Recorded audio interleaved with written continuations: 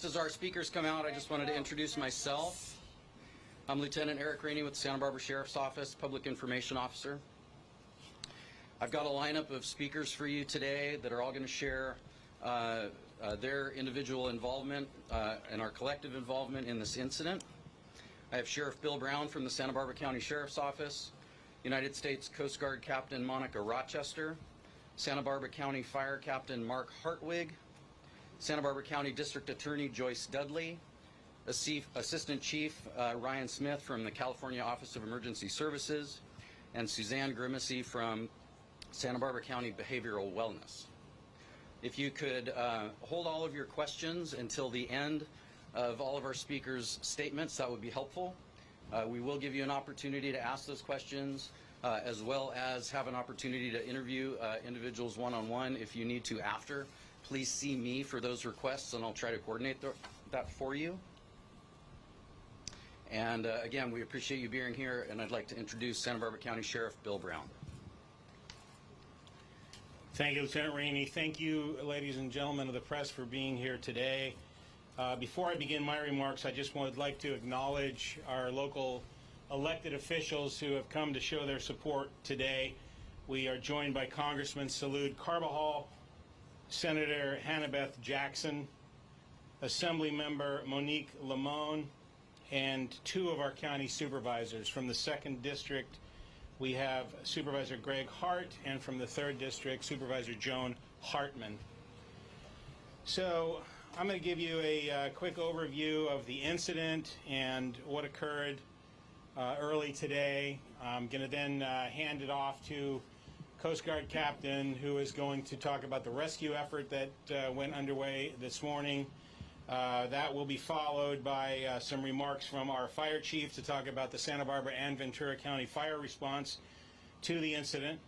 Our Santa Barbara County District Attorney will have some comments for you, as will Assistant Chief Ryan Smith from the Office of Emergency Services, and then Suzanne Grimacy will talk about what we're doing for victims' families. The incident today began at approximately 3:30 a.m.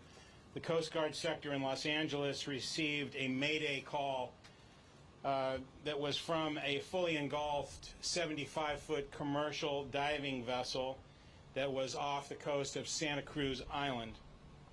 Crews from the U.S. Coast Guard, the Ventura County Fire Department, and the Vessel Assist organization responded.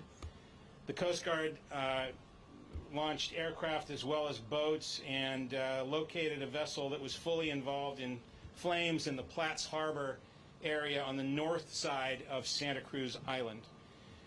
The crews were actively fighting the fire when the vessel began to sink at approximately 7:20 a.m. this morning.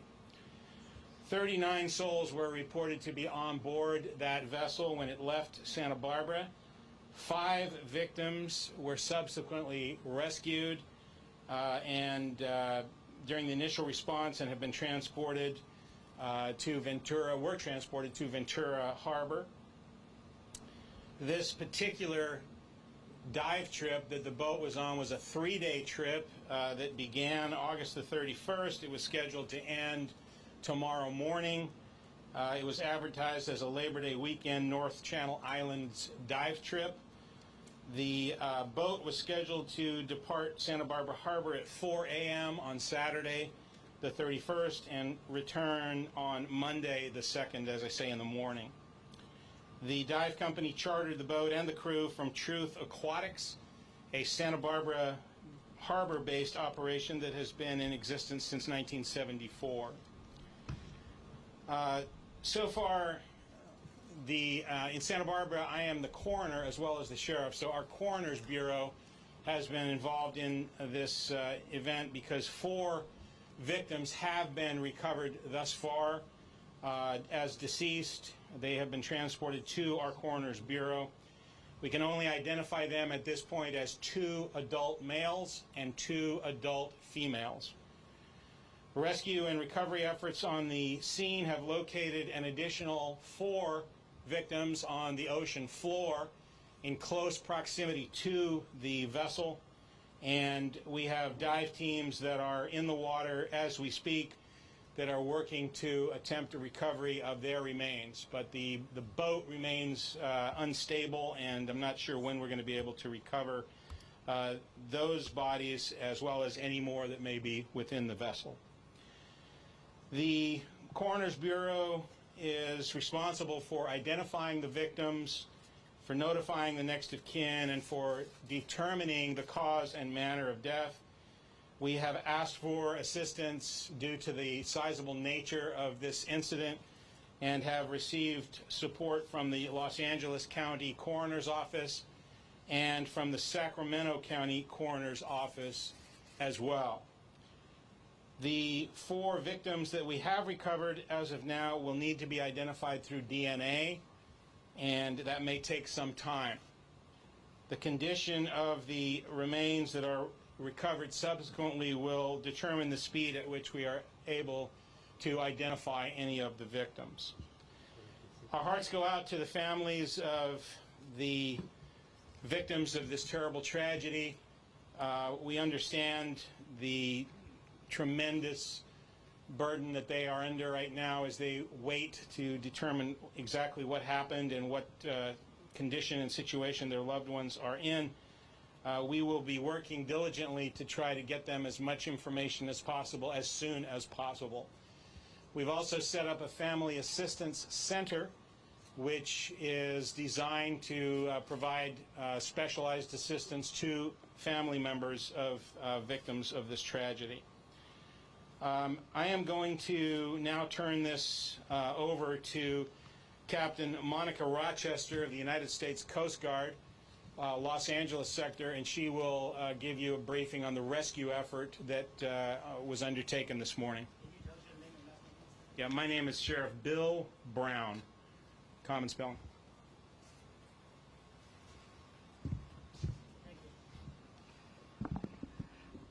Good afternoon. I'm Captain Monica Rochester, Captain of the Port for Coast Guard Sector Los Angeles, Long Beach. We have been fully involved with this incident since 3:30 a.m. We continue to have Coast Guard vessels continue our search and rescue efforts along the shorelines of Santa Cruz Island. We also have our Coast Guard aircraft that is also engaged in providing cover to ensure that we have the full swath or full breadth of the area to be searched. We've also provided a safety zone, which is approximately a mile, which provides safety to the responders so that we don't have interference from other vessel traffic or any other incursion into the area where the incident has occurred. Additionally, we have also established a 3,000-foot ceiling for temporary flight restrictions. So again, this is all to protect the first responders. This isn't a day that we wanted to wake up to for Labor Day, and it's a very tragic event. And we will search all the way through the night into the morning, but I think we all should be prepared to move into the worst outcome. But those are our efforts right now, and they will continue through the night and into the morning. Thank you.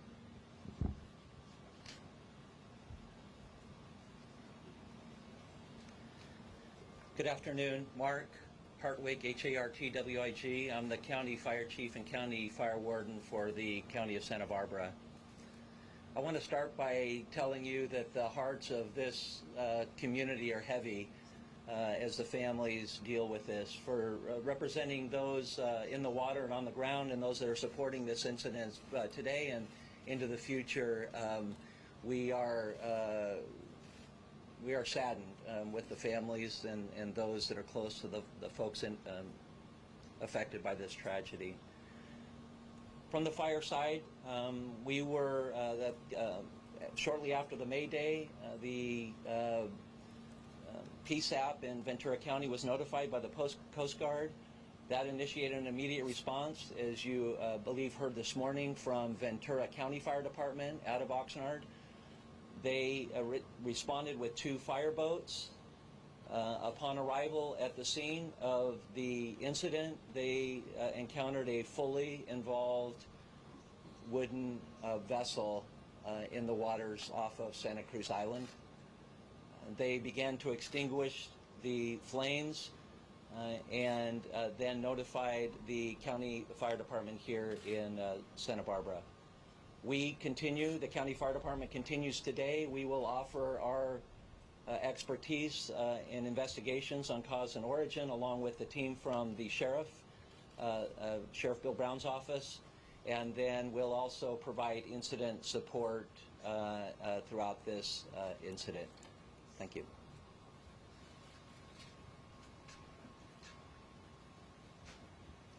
My name is Joyce Dudley, D-U-D-L-E-Y. I am the District Attorney of Santa Barbara County. I represent the people of Santa Barbara County, and on behalf of the people of Santa Barbara County, I want them to understand, and everyone to understand, how much we understand what everyone is suffering from as a result of this. People all over the world, and we appreciate those thoughts. And our primary concern are the victims and their loved ones, and we will continue to address their concerns as quickly as we can. Santa Barbara County shares jurisdiction over these waterways and the area around Santa Cruz Island with the U.S. Attorney. I've been speaking with the U.S. Attorney Nick Hanna since this morning. We will continue to communicate with each other constantly and to address any jurisdictional concerns, monitor the investigation, and help in any way we can. Again, to those who are suffering as a result of this tragedy, you have our support and our love.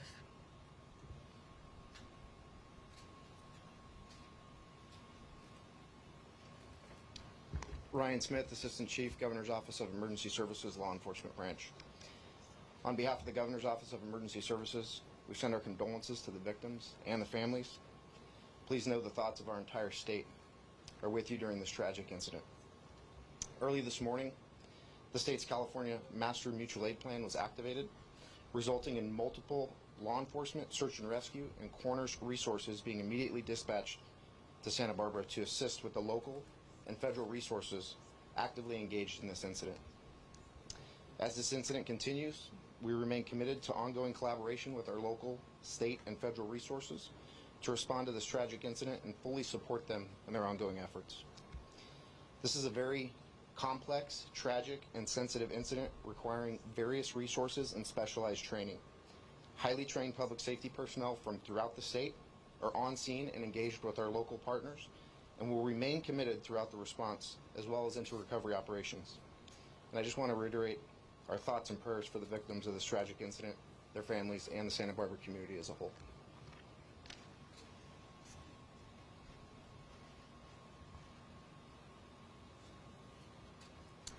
Good afternoon. My name is Suzanne Grimacy. I work with the County of Santa Barbara, the Department of Behavioral Wellness.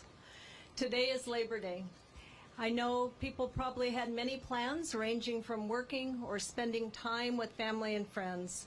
I'm sure nobody planned to have their day spent the way it is now and waking up to the news that we received. We have a Family Assistance Center that is set up at Warren Hall at Earl Warren Showground. The Family Assistance Center will be open through 9 p.m. tonight, open again at 9 a.m. tomorrow. We plan to stay open through Thursday, but really to stay open as long as is needed. The Assistance Center is a place where family, friends, loved ones, community, a place where people can come to get information, to get support, to get mental health counseling, and to get resources. The center is staffed by the county's Department of Behavioral Wellness for mental health counseling.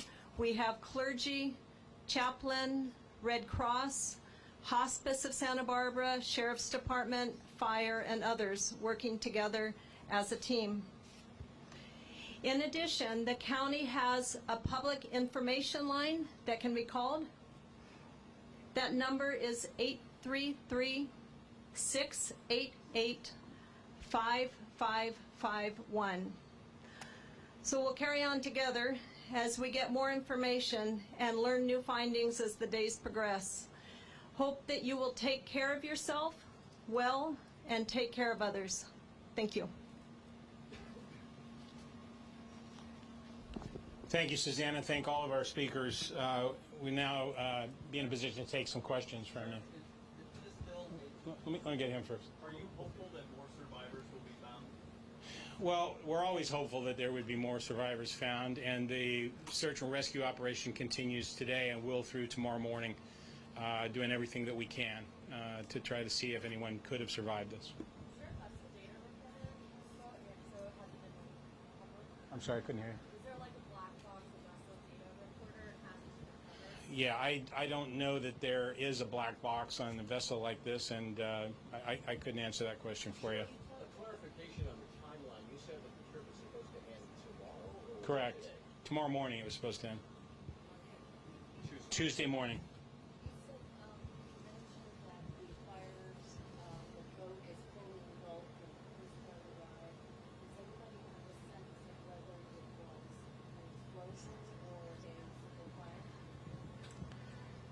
The initial reports that were received in the Mayday were that the fire was underway. There were no initial reports of an explosion. There have been several media reports about potential for an explosion or explosions. That could be, it's just speculation, but obviously that could be scuba tanks or propane tanks or other things that could be blowing up in the fire. But there's nothing that would, in the initial broadcast from the vessel, that indicated that there was an initial explosion.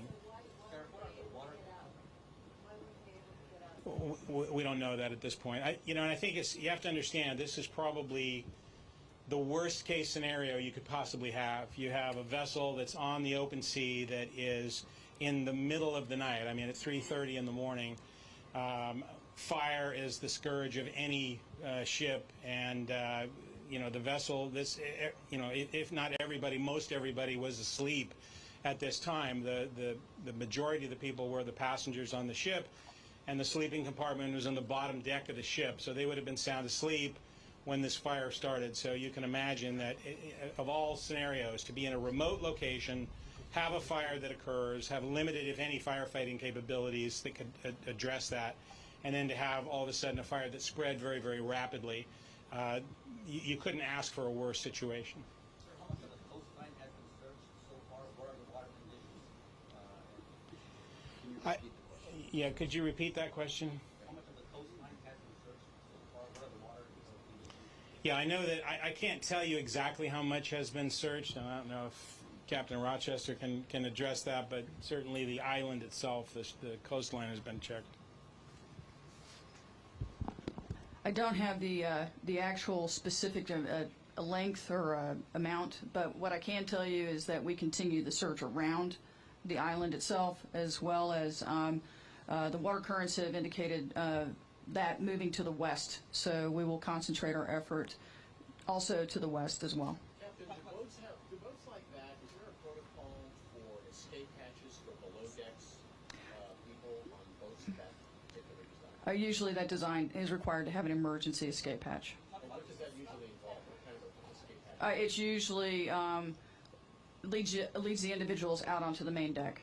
From what we would call their accommodation spaces, their sleeping quarters. So do you know if there was one there, was it locked, was it closed? I don't have that information. I'm sorry, could you repeat your question? Has the crew spoken to investigators? Have they said if they had any rescue efforts themselves? The crew that was interviewed today by Santa Barbara sheriffs, as well as some Coast Guard investigators, but I don't have the knowledge of what was discussed. Okay, let's clarify that. It was a total of 39 people on board, 6 of which were crew, and 33 were passengers. And only 5 passengers? Whoa. One question at a time, please. So it's a total of 39 people on board. Of that are 6 crew members and 33 passengers. That is unaccounted for. That is correct. Yes, there were. I can't speak to that. The investigation is ongoing.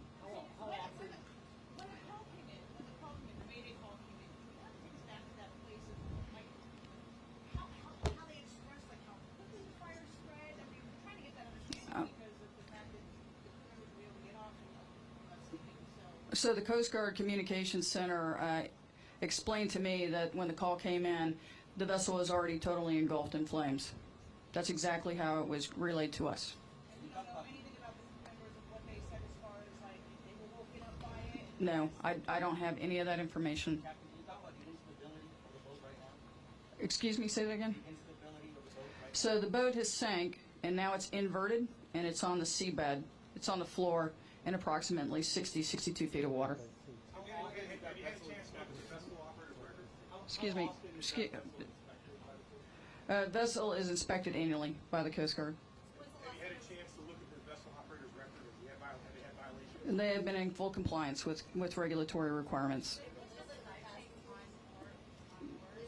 Hold on just a second. We had someone behind you that was trying to ask a question.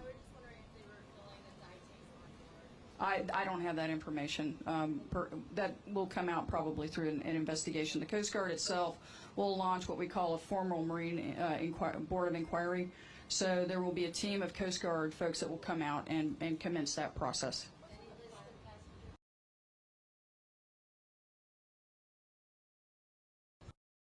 Right now, we're working on the next of kin notifications, identification. The Santa Barbara Sheriff Office has the lead on that. So, I don't have that answer, and I'm going to go ahead and relinquish my opportunity for somebody else to speak on behalf of this incident. I don't have that information, but we certainly, we can, if you want to meet with our public affairs folks, we will certainly provide that information to you as best as we can. Thank you very much. The question was, is the vessel going to stay at its location or will it be towed in? We're under discussion right now as to how that's going to be handled and what condition the vessel is in, if it could be towed without breaking apart, and whether it should be examined on site versus brought onto shore. So that'll be something that the experts will be dealing with and making recommendations for as we go forward. Where might that be if it were to be towed on the shore? We don't have a location for that yet. So it was a group. I was billed as a Labor Day trip. I don't believe that they were all from one group. I think there were people from all around Southern California and perhaps further who were dive enthusiasts who just got on this boat, much like you would get on a fishing boat, where you'd have a few people that you might know, but the rest of the people you wouldn't know, and it's that type of operation.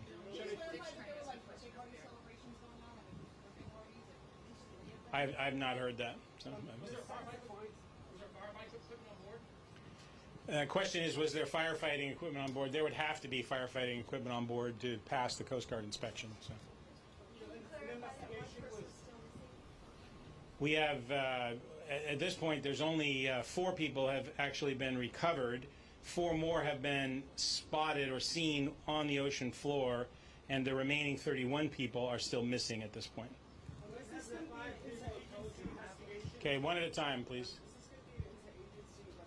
Yes, this investigation is a joint investigation between local, state, and federal agencies that all have jurisdiction and varying interests within this investigation. So in other words, you have the Sheriff's Office, you have which handles the coroner's matters, as I indicated before. You also have the State Office of Emergency Services that responds to disasters and major emergencies like this. You have the Federal National Transportation Safety Bureau and other federal investigative agencies that will be in support of that. The Coast Guard has an investigative arm, the Coast Guard Investigative Service. So there's a number of different agencies that will be involved in this investigation.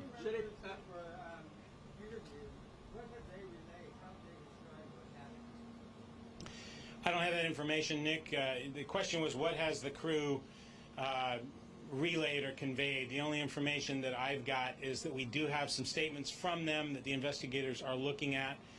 We also have the gist of what the initial Mayday call was. Other than that, we don't have any details at this point. The boat is unstable. What it has to be done for allow rescue divers to go inside the vessel? Yeah, I don't know that I can answer that question. Is that the boat's unstable? What has to be done? before rescue divers can go down there. It's only unstable from the standpoint that it's upside down in relatively shallow water with receding tides that are moving it around, essentially. So at some point, they're going to have to make a determination of when the best time is to actually either refloat that vessel and attempt to recover anyone who may be inside, or to try to make the recovery while it's still on the ocean floor. There are 39 souls on board, and 5 are recovered alive, and 8 have been found deceased, 7 26 missing. Well, correct. There's the 4. Just to clarify, we have 4 actual bodies that have been delivered to our coroner's bureau. The other 4 who have been identified as deceased are still on the ocean floor at the vessel site, and the remaining 5 alive. So yeah, you look at the remaining 26 people would be still missing at this stage. Are you able to confirm the age range of people who are on board? Yeah, I don't have the age ranges. It's a mixture of men and women and crew and passengers. That's all I know at this point. Don't know that. All right, going to take 2 more questions here. So burning questions in the back.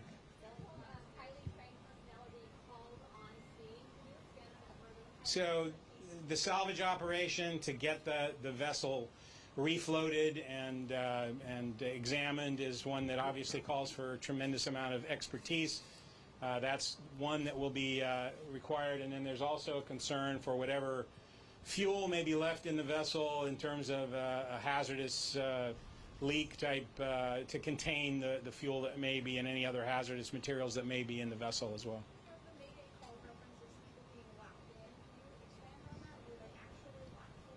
That I don't have that information at all. So. Yeah, we have that is not information that's made its way to us.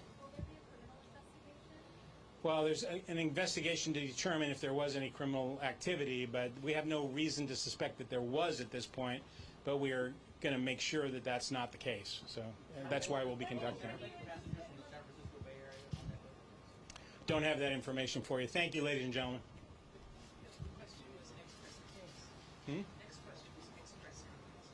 Oh, I'm sorry. We will be holding another press conference tomorrow morning at 10 o'clock, 10 a.m., same location right here at 10 o'clock.